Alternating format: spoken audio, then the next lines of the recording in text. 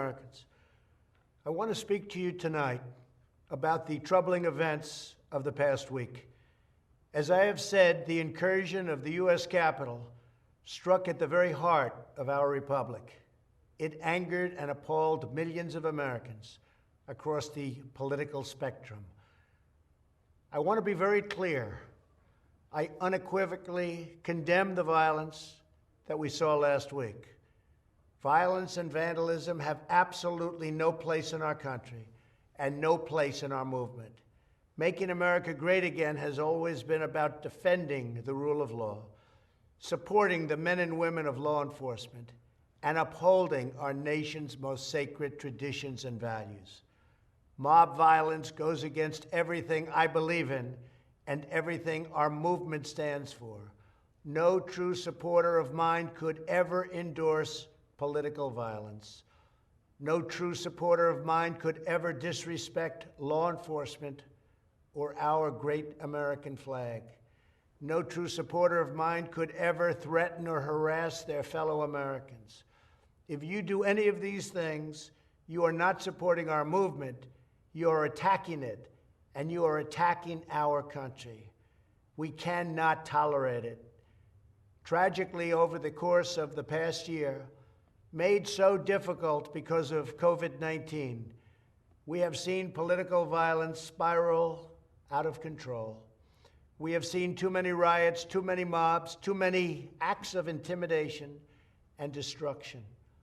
It must stop. Whether you are on the right or on the left, a Democrat or a Republican, there is never a justification for violence. No excuses, no exceptions. America is a nation of laws.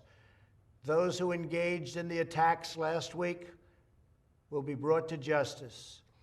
Now I am asking everyone who has ever believed in our agenda to be thinking of ways to ease tensions, calm tempers, and help to promote peace in our country.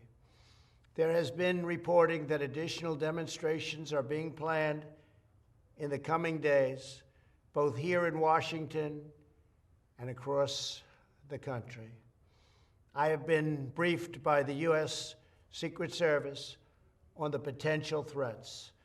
Every American deserves to have their voice heard in a respectful and peaceful way. That is your First Amendment right. But I cannot emphasize that there must be no violence, no law-breaking, and no vandalism of any kind. Everyone must follow our laws and obey the instructions of law enforcement. I have directed federal agencies to use all necessary resources to maintain order. In Washington, D.C., we are bringing in thousands of National Guard members to secure the city and ensure that a transition can occur safely and without incident. Like all of you, I was shocked and deeply saddened by the calamity at the Capitol last week.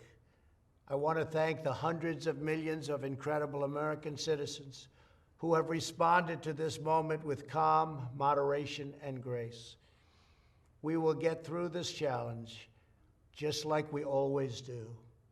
I also want to say a few words about the unprecedented assault on free speech we have seen in recent days. These are tense and difficult times. The efforts to censor, cancel, and blacklist our fellow citizens are wrong, and they are dangerous. What is needed now is for us to listen to one another, not to silence one another. All of us can choose by our actions to rise above the rancor and find common ground and shared purpose. We must focus on advancing the interests of the whole nation, delivering the miracle vaccines, defeating the pandemic, rebuilding the economy, protecting our national security, and upholding the rule of law. Today, I am calling on all Americans to overcome the passions of the moment and join together as one American people. let us choose to move forward united for the good of our families, our communities, and our country.